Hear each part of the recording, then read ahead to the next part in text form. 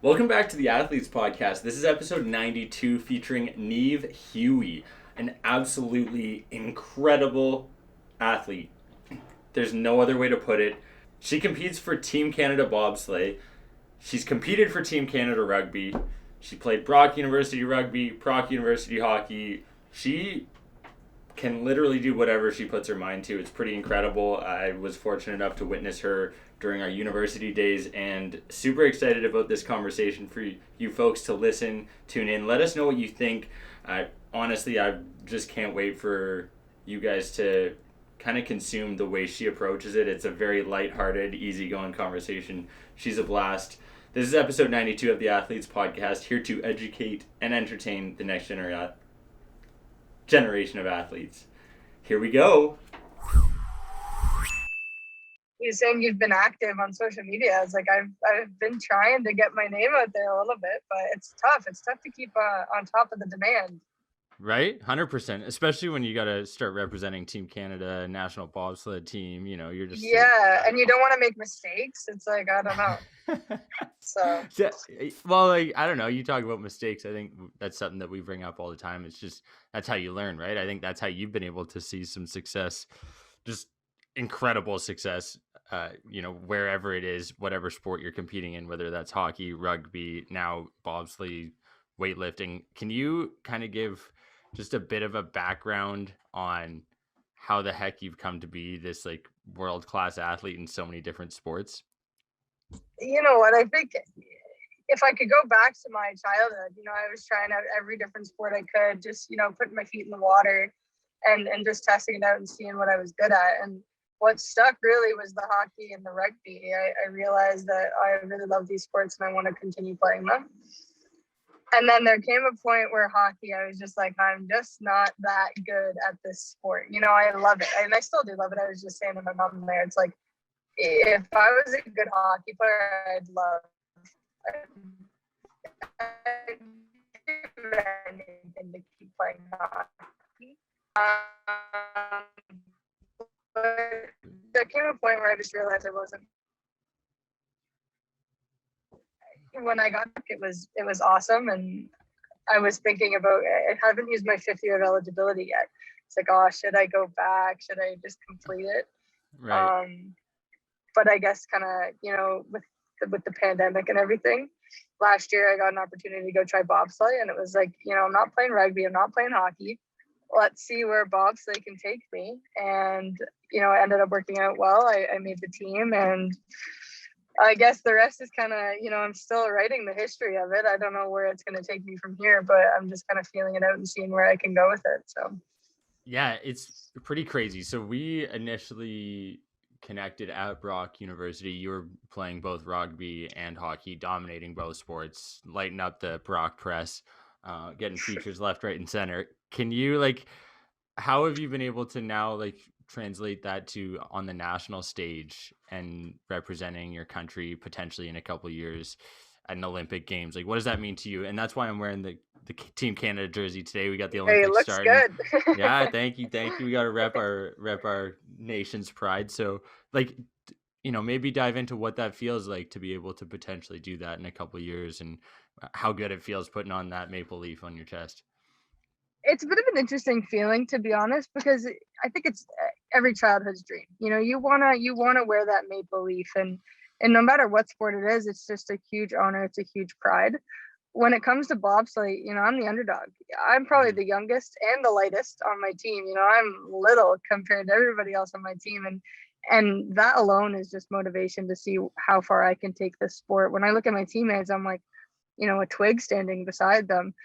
Meanwhile, at Brock, I felt like, I was lifting a lot. I was like, oh, I'm at my prime. And then I go into bobsleigh, it's like I am out of my prime here. So when it comes to bobsleigh, it's like I'm a complete fish out of water. I'm still learning. So there's so much where I'm just kind of a sponge too. I just take it all in. And especially when it comes to pushing a sled, it honestly, I would compare it to golf. It's like, it's so technical that the smallest little mistake or the smallest little, that wasn't quite perfect, it's hundredths and tenths off your time. So, and everything kind of has to be perfect. So I'm still learning. And like I said, I'm just kind of being a sponge to it all and embracing it all. And especially when it comes to this whole social media thing, like we were just talking about.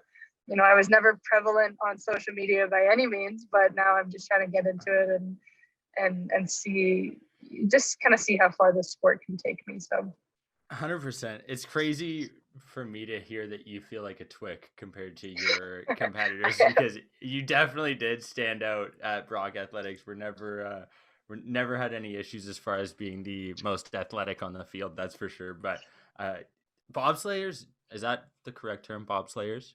Yeah, I think we say bobsleighers, the Americans say bobsledders. So it depends on what you want. Depends on which side of the 49th parallel you are, hey? Exactly. But, it's a crazy sport. The legs that these athletes have are ridiculous, and you guys are pushing quickly. What does your workout look like right now? I saw you're doing some cleans earlier today. What else are you incorporating? It's all speed and power. You got to move the sled fast. You got to run fast. And that's what I'm trying to do. Is when I was weightlifting there, it's like, okay, how fast can I move this bar and just get under it? And they do test us on, we do a 60-meter sprint project, do 3 rep max for front squat. So, you just got to be strong and you got to be fast, and which is a tough compromise, because being strong, it's like, building muscle makes you slow. So it's like, okay, then you got to sprint. Like, it's a tough compromise that I still haven't really got the grasp of, but I'm trying my best, I guess you could say. So what part are you specifically struggling with? Like, is it the quickness? Is it the strength? Or is it all of the above? Like, where are you finding those sticking points? Honestly, it's kind of all of the above. Like, I thought I ran pretty fast, and then I go into this testing pool. Clarification. You do run fast. I can attest to that. But I go into this testing pool, and it's like, I'm like below middle of the pack. I'm not last, but I'm like, I'm not up there. It's like, oh, I got to run faster. So that's what I was just doing. I was out in Burlington training there, and kind of just working on my Excel. I feel like I have pretty good overspeed or top speed. So, it's kind of just getting those first 10 meters under my belt and just hopefully flying away with that. But especially even when it comes to sprinting and weightlifting, I don't lift the heaviest. So it's like, I got to be strong, I got to be fast, and I got to work on all of that at the same time, where a lot of my teammates, maybe they have flaws and, their lift. It's like, okay, so I'm going to lift, and they already run fast, so that's okay for them. But me, it's like, I got to be good at both. So I'm just trying to balance it at the moment. Fair enough. Are they like asking you to put on some size then and get bigger so that you can really compete with or be kind of similar size? Wow. Yeah. So it's interesting because bobsleigh, so 320 kilos is the max weight you can have in a sled. And so the kind of magic number in the sled, the sled weighs 160 kilos. So the magic number for you to be is within like 75, maybe not more than 75 kilos. I, on a good day, hit 71 kilos. So I am light, which isn't good. Maybe I can push the sled fast sometimes, but it's velocity down the track. You want as much weight as you can in the sled. So 320 is the magic number. You want to be at 319. It's like, we want that 1 extra kilo. Can you put it on? Oh, I'll try. Wow, okay. That's crazy. So, they're going down. But if you're over, you get disqualified. So it's such a tough compromise. You got to make sure you don't crush that last slice of pizza the night before. Exactly, right? Exactly. That's well, tough. That's it too. It's like, how do you gain weight? It's like, I can't just be smashing McDonald's. It's like, I gotta lift heavy, I guess. So what are you eating then? What's your nutrition look like? Honestly, lots of protein, lots of carbs. There's nothing I really cut out of my diet. I kind of just put it all in. But I don't, I try to stick away from the chocolates, although I do love them.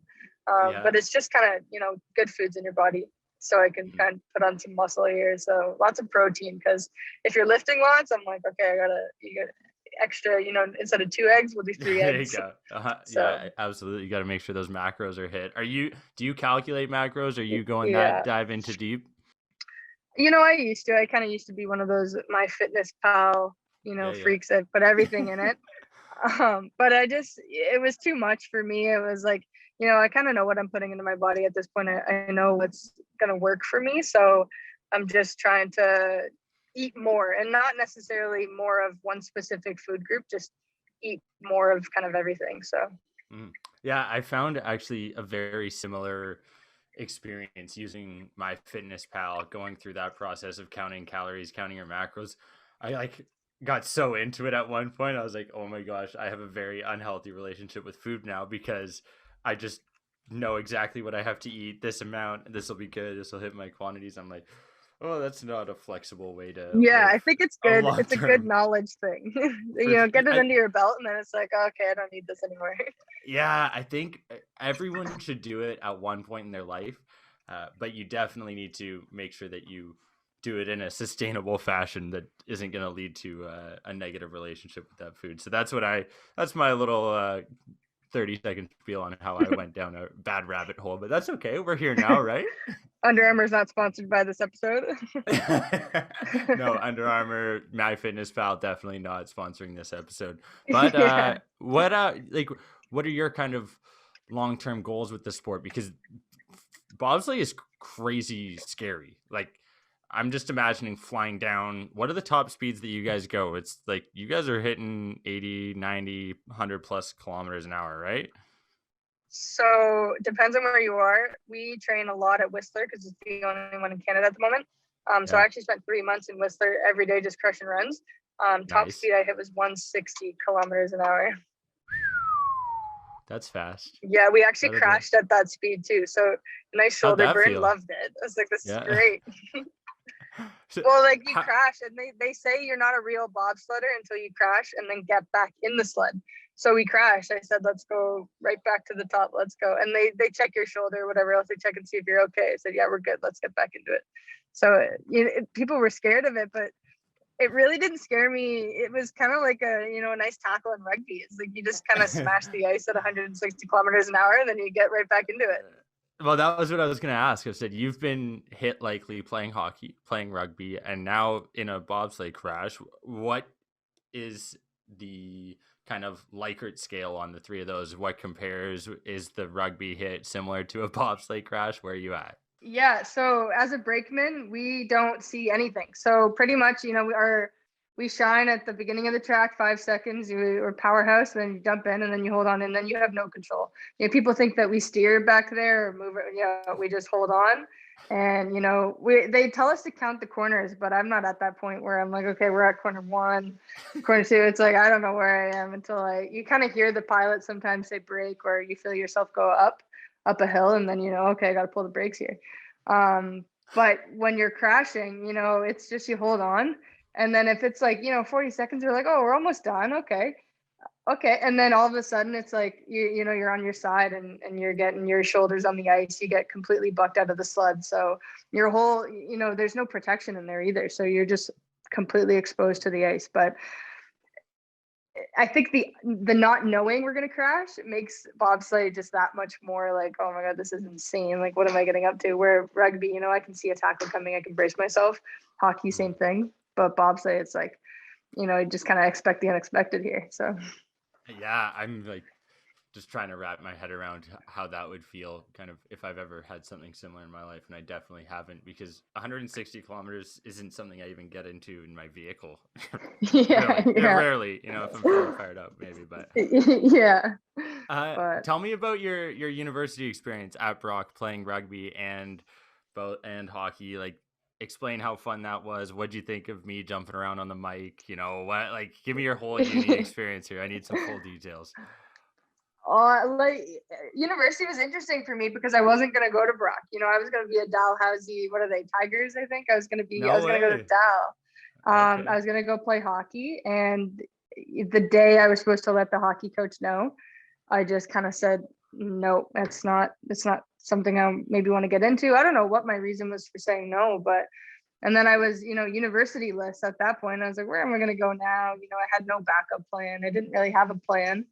And then, a couple of my friends went to Brock. It was like, oh, my cousin was going to Brock. Caitlin Colonna on the hockey team likes to vouch for me, saying, she's the reason we went to Brock together, but I don't know.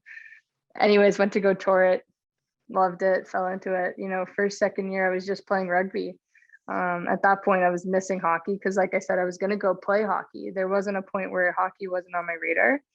And then Brock came around and I wasn't playing hockey. I was just doing the rugby, which is fine. Loved rugby, but like I said, hockey's it's just up there on my list. So I had the shot to play both. Annie Berg kind of got me introduced to Margot, and then she was going to do the rugby. I was going to do the hockey. We were going to be dual sport athletes together. Mm-hmm. And she didn't end up doing the rugby, but I still did the hockey, and it was such a good experience. And then in between all of that, 2018 actually is when I went to the RBC Training Ground, and mm-hmm. that's when bobsleigh kind of fell into my lap. But I feel like my whole university career was just like chasing sports. Especially the rugby team, we were underdogs. My whole 4 years, we were never like, oh, we don't want to play Brock, they might beat us. We were like, oh, we're going to play Brock. Like, it's going to be walk in the park. It's like, okay, we got to be really good on defense here, guys. I seem to recall you and Taylor Hurd kicking some serious ass at one point. You guys were a dominant duo. Yeah, she was good to have on the wing. And especially, I think that was the turning point. Second year when she came into the program, it was like, oh, okay, we can actually make a name for ourselves. And then we got so much more. We got Sarah Shaw. We got so much more people that was like, okay, we can be a pretty good rugby team here. Let's do it. And I think we could have had that, mm-hmm. Last year, the COVID year that never happened. I think that could have been our year, but I guess we'll never know. How have you been able to kind of manage the fact that COVID did take over for like this extended period of time? Were you training differently over the past 18 months? Like, did it allow you to either train more effectively? Like, I feel like everyone's gone through something with COVID, whether it's been positive or negative. Do you maybe have some insight on what it's been like for you? Well, I wasn't playing rugby. There was no rugby going. Well, I guess, there was no sport for anybody going on. So mm-hmm. It was really just about even with rugby, it was about getting bigger and faster, which played a role in being a pretty good bobsledder, which I didn't know I was going to get into at the time. So, the summer workouts, the at-home workouts, I didn't have a home gym at that point. I just ended up getting one, but I was just focusing on really just kind of getting bigger, putting some muscle on, some armor on, specifically for rugby. I was like, okay, I need to, get some protection here. So I was just lifting lots, and you're by those, what are they, like 5-liter jugs of water, just as like dumbbells. That's what I was getting myself into. So I kind of liked it, to be honest. It was time to just kind of reconnect with myself, I guess I could say, and then work out at my own time. I really enjoyed it, actually, but the COVID pandemic, I guess, doesn't play out the same for everybody. So. Well, that RBC Training Ground was so unique, because I remember having that conversation with you. You were like, yeah, I had done testing with them like a year or two ago, and then they just reached out about bobsleigh, and it's like, holy crap, they're just holding on to your data, and they're like, oh, they know that this girl can run fast, and this girl could probably push a sled. And that's literally how they reached out and got connected. Yep, that's exactly what happened. So 2018, I went to the RBC Training Ground. It was my mom, actually, who was like, you should try this. And I was like, okay, sure, no problem. So I went to, they had a combine in Milton. Out of that, out of multiple combines, they collect data. Okay, top 100 athletes in Ontario. Okay, we're going to go together. We're going to go to U of T Scarborough here, and we're going to, final testing combine. I think I was like middle of the pack again. I was just kind of kicking it out, just running fast, barely fast. And then a recruiter from bobsleigh came up to me and was like, hey, like, you should try bobsleigh. That was 2018. I ended up breaking my ankle. Mm-hmm. Still playing rugby, still playing hockey. And then I got an email in September. Hey, we're having a tryout in Calgary. If you make it, you keep going on, you go to Whistler, whatever. If you don't make it, you go home, all at your own expense. Oh, okay. So it was a huge, like, September, I'm like getting ready to do my last year of school. I didn't know there wasn't going to be a season at that point with hockey. And I was like, do I do that? It's such a big chance. It's such a big risk. It's like, I don't know if I'm going to make the team. I ended up making the team, but it was like, I kept pushing my flight back. Every 2 weeks it'd be like, oh, should I push my flight back? And we're going to make it on. Okay, I made it on. Okay, let's push it back for another 2 weeks.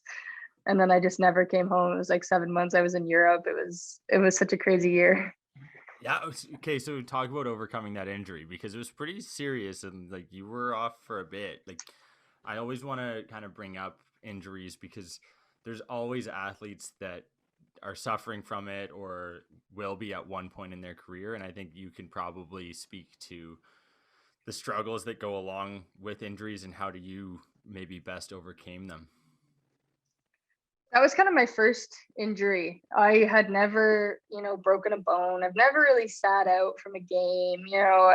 The one or two concussions kind of grown up through hockey, but I had never sat out. And it was like I finished my first year of hockey, and there was just this one sevens tournament I got myself into. Oh, okay, let's go try this out. It was, March. The first time I touched the ball, I guess I didn't run fast enough. The girl caught me, landed right on my ankle. It snapped. It was my talus bone too, and I went to the surgeon or the doctor. We were out in Kingston. I only ever see these injuries in car crashes or skydiving events. It's like, well, I was just playing rugby, so I don't know what to tell you. But I think overcoming it was just my timeline. It happened in March. I was like, I got to get back in the game in September. There's no ifs, ands, or buts about it. I'm playing in September. It was my last year at that point, my fourth year. And that was kind of my goal. It was like, as soon as my cast came off, the surgeon goes, okay, like walk. What do you mean walk? I can't walk. I don't even have an ankle. My cast had just come off. I'd been in it for, 2 months or so. And then I started walking. And then I think the next week I was running, and I was just go from there. Cause he had said it's strong. It's just about kind of breaking it up again. I said, okay, then no problem. Like, that's it for me. I'm like, weights, running. Let's go time. Let's go. Yeah. I was like, let's get it all in. So I think I missed the first game in September, and then September rolled around. I got to play. So I was super pumped. But the biggest thing was just the unknown. Am I going to be able to run on it? Am I going to be able to play again? And it was all just a mental battle of, you know what? No, I'm going to get through this. It's just an ankle injury, no problems. But I'm still definitely dealing with the effects, like full mobility, not there, probably never will be, but just a day-to-day kind of dealing with it and getting through it. So, and realizing that, especially when I'm squatting, I'm like, okay, I can't go full depth. Let's work around it. Split squats maybe. So it's just an everyday reminder of rugby is a bit of a silly sport sometimes. Does the Canadian government provide you guys with a bit more as far as the recovery standpoint? Like, are you getting additional training, support, massage therapy? Like, what's your, I guess, support system like from Team Canada now that you're competing and representing our country? I mean, I can understand maybe having not as much going through the university route, but I would hope that once you start wearing that maple leaf that you get a bit more attention. Yeah, well, I would hope so too, but I think it's only really in competition where they're like, okay, we can cover you for this, that, and the other, and whatever else it is. But out of season, it's kind of all at your own pocket. And that's what I'm learning with bobsleigh, even strength coach, speed coach, nutritionist, whatever you need to kind of get by. It's all out of your own pocket. So it's a pretty expensive sport, and it all adds up. We got team fees, we got insurance to pay for. It's all, a pretty penny. And then they turn around and say, okay, but in season, you only actually get access to this therapist at this time because this person gets priority over you because I'm kind of, bottom of the food chain here. So do I get treatment? It depends on the day maybe, but luckily I haven't really needed a whole lot of treatment. Out of season, I think it's good to, get fleshed out and get the body feeling good so you can lift some heavy weights and run some pretty fast times. But in season, I've been pretty lucky so far. What do your PRs look like right now? I feel like you're hitting some serious numbers. Like, you got to let everyone know where you're at. Well, the other day I just hit a 1 rep max power clean in 85 kilos. So that was a huge kind of jump. It was a huge jump for me. So, I mean, I was pretty excited about it. Broke a couple patio slabs. My mom was not too pleased, but it's fine. It's all in a day's work, right? Exactly. Oh, I'm trying to make the Olympics. Let me break patio slabs. Exactly. We'll replace those in another day. Yeah. Once the sponsorship checks come in, right? Exactly. Yeah. So 10 years down the road, whether you're still competing in bobsleigh, still running around on the rugby pitch, or playing hockey, what's the long-term goal? What are you after? What are you trying to do? Where do you see yourself? I think, you chase that gold medal or just chase, those Olympic ranks. I don't know if that's kind of, I hope it's achievable. I mean, I hope it's kind of, I want, solid outcomes. I want to say I'm going to be an Olympian one day, but, I think it's a pretty uphill battle. It's obviously, one of the hardest teams to, my dog's barking. It's one of the hardest teams to make. He thinks you're gonna make it. That's what's happening. Yeah, it's one of the hardest teams to make. So it's just gonna be a grind probably for the next 4 years. And if the next 4 years, the next 8 years. So, but like I said, I'm not done with rugby.